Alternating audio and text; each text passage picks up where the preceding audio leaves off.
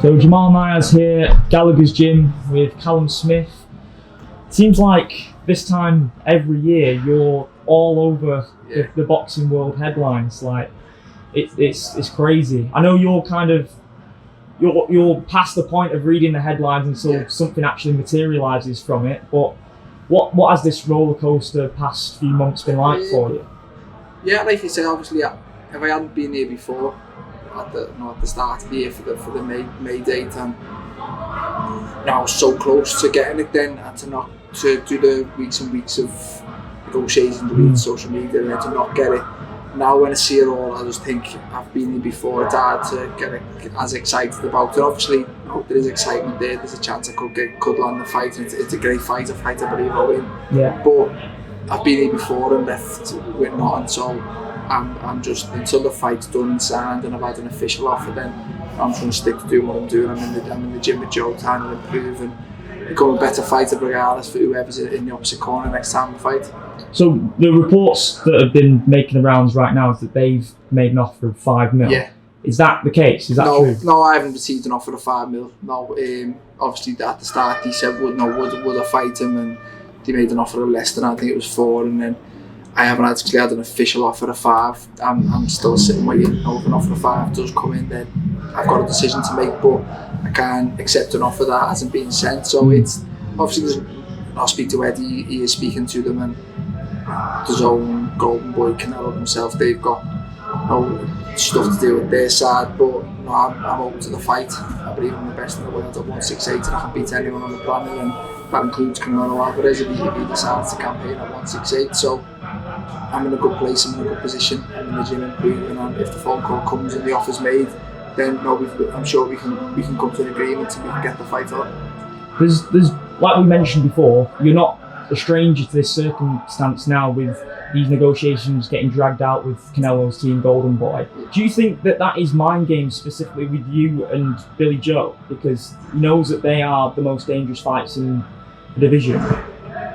Possibly. Do I feel he's avoiding us? No, I think you have to look at his record. He fights whoever, and he's one of the rare few champions who does want to fight the best each and every time. So no, I'm not saying he's avoiding them. I do think there's a lot of, you play a lot of fighters off each other to try and probably get the price down for each fighter. That happens at every other world champion as well. So it's not. There may be some form of mind games. I know from my side there is frustrating being on the other end of it, not knowing whether you're going to get the fight or not. But in terms of theirs, they just got to do what the best they can do to get the best opponent for the best deal, and that's their job. And it's unfortunate for me that I'm not the A side in this fight and I don't get to call the shot, but I understand that. But the offer comes, we can come to an agreement, then I'm sure the fight can be made. So not to look on the bleak side of things, but like best case scenario, you got the fight, then you're thinking, well, I've got the fight that I've wanted for so long, and now fans can't be in the arena for it. It's like you couldn't really write it, to be honest, could you? Yeah, no, that's obviously, it's a bit of a downer on the situation. Obviously, you land the biggest fight possible for me in boxing in this day and age, and I'd have to do it in front of no fans, but obviously that's the downside for me and the fans. But it is what it is. It's still a fight. It's still a fight that it's a must-win fight for me, and a fight that I go in regardless of whether there's a crowd there or not. I've got a job to do, and that's win. And obviously I prefer to win in front of a crowd, but win with a crowd or win without, it all stands the same. So if it wasn't Canelo, would someone like Benavidez be an option for you? Because I don't know if you saw on his Instagram, but did you see the... Yeah, he put that picture up saying he wants... Yeah, he didn't tag you in it though? No, I don't think he made the picture, to be honest with you, because I got tagged in it before. He tagged me in it. Alright, so this one made it, he kind of just dropped it. But look, I'm in the same position with him. I want to fight the names, Plant, Benavidez, Saunders, Canelo. Yeah. They're the top names in the division along with myself, and we all want to fight each other. It's just come to agreements, and we're all with different promoters and different management team, different TV broadcasters, and it's a shame really, but I do think the fight can be made. It's a little bit more complicated than if we were all with the same promoter, but it doesn't mean that they're impossible to make. And if you ask 100 people who are the best super-middleweight in the world, you'll probably get a lot of different answers. Where I think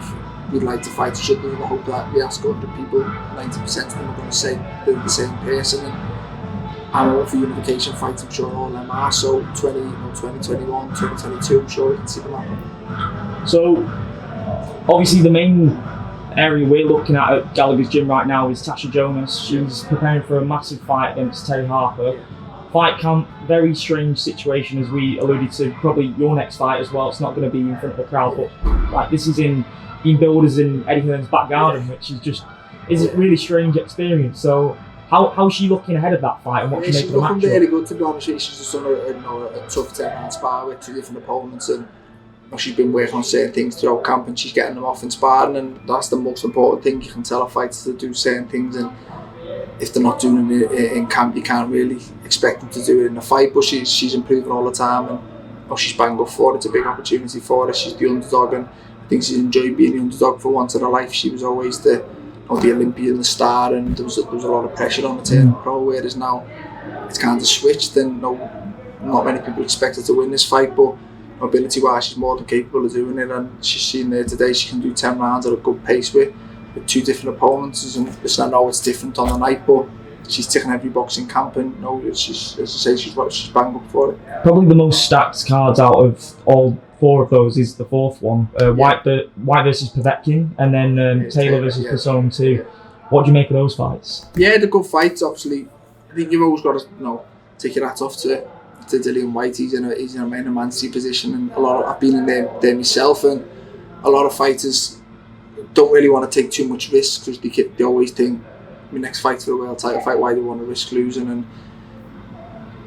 the title fight never comes, so then you have another fight where while he's ticking over, so to speak, waiting for his world title shot, he's fighting top names, your Parker, your Povetkin. He's fighting really tough, losable fights for him, but he seems to he doesn't care. He's open to any challenge, and you've got to take your hat off to him for it. And Povetkin, he gave Joshua a good fight for the 6 or 7 rounds that it lasted, and he's still a live opponent. He's a good fighter. He's aging a little bit, but it's certainly no gimme. And the Taylor Pursuit fight, I was lucky enough to be on the same card as it over in New York, and it's and down the best women's boxing fight I've seen. It was one of the best fights I've seen last year, regardless of men or women. And I just don't know, with the short notice and stuff, it doesn't affect either opponent, and I hope we get a similar sort of fight, but a fight where I see Taylor winning a little bit more convincingly this time. So you walked in when me and Crollo were just talking about the Mike Tyson announcement, which kind of does affect you in a weird way, because Canelo... It's only the same date, isn't it? Yeah. 12th, So now people are saying, well, obviously people are talking online all the time, but they're saying Canelo's already had the idea of moving it a bit further back to the end of the month. What do you make of that whole thing? It's crazy, isn't it? Yeah, it's crazy, to be honest with you.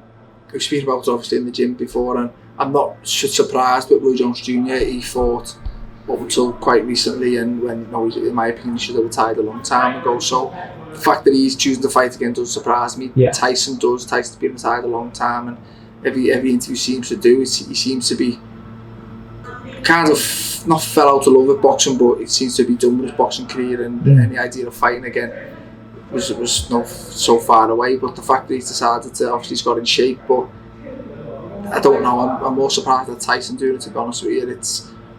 If they were doing it for charity and it's some form of spar or whatever, then no, I'd be all for it. But the fact that it's an actual, it's an 8-round fight, is it, or something? 8 rounds, yeah. It's just a bit, I don't know, I'd prefer it not to be happening, but again, I'm not going to lie, when I see it, I probably will watch it, probably will show a bit of interest in it. The two massive names, 2 of my favourite fighters ever, so it's huge. I just wish it probably could have happened 10-15 years ago. Well, he's got the film coming out as well with Jamie Foxx. They're developing that, so probably to try and get him a bit more. Boost his profile and help with that, so to speak. He's even just him getting shaken to a few pads. The internet blew up over it. It shows how he's still a huge name. He's still a massive drawer, and like I said before, you get a lot of people tuning in to watch him. But I just think of, what is he, 50 or so? I'm not even sure how old he is, but two absolute legends, well past the prime. It's a shame, but again, and I don't even think they're doing it for the money. I don't even know. Again, he must just be doing it to boost his profile for his film. Probably that. Because I've seen a really turn $20 million down to do a bare knuckle one, so I'm thinking they must be getting paid more to do this, or there's another method behind it. But I wish it wasn't happening, but I'll probably tune in and watch. So September, obviously, is that the date, regardless of the opponent, that you need to fight, or you just? No, obviously I was always told October. All right, okay. Aim for October time. I think the only way I'll fight September is if it is Canelo. Yeah. If not, then I'll probably make my own fight, my own defence of my world title, whatever it may be, in October time. Hopefully we maybe try and get a unification or something. But yeah, the only way it'll be September for me, I think, would be if it was Canelo. Is it just legacy fights for you now? You're not prepared to step in there with anyone that's not going to boost your resume even more? Listen, I'd like to, but I think every fighter would like that. They'd like every fight to mean something and be a huge fight, but it's boxing. You've got to take care of your man-trees. You've got to sometimes you can't secure the big fights, so you need to keep busy, so you'll have normal voluntary defences, and I totally understand that, but in the long run, the majority of my fights from now to when I finish, I'd like to be the big fightings, the big names. They're the fights I want to feel I've worked hard to get myself into a position to want them type of fights, and I've got a good team around me, so hopefully they can deliver them. And finally as well, just forgot to mention it as well, obviously there's a built-in family storyline with the Canelo fight as well, with Liam's fight against him years ago. You were obviously there for that night. Does that play in your mind a lot when you think about that? No, to be honest with you, no. Not that I don't care. Obviously, I was there for Liam. It was a massive occasion, and Liam was in the fight. In my opinion, he was Canelo was just a little bit too big, too good for him at the time. But the same that when I fought George Groves, my motivation in that fight wasn't getting revenge for Paul. My motivation was beating George Groves and becoming a world champion and achieving what I'd set out to do. And this one will be the same. It was to fight Canelo Alvarez. My motivation will be to go and beat the biggest name possible for me to beat, and add to my legacy, rather than I'll get revenge for Liam. It's more personal about myself, and obviously it would be nice to after this sit back and I beat him because he beat Liam, but again, a lot of it's just personal gain and just personal achievements. Good man. Well, I really appreciate your time. I know you're a busy guy, so I'm going to let you go, but yeah, thank you so much. No worries, mate. Cheers. See you in a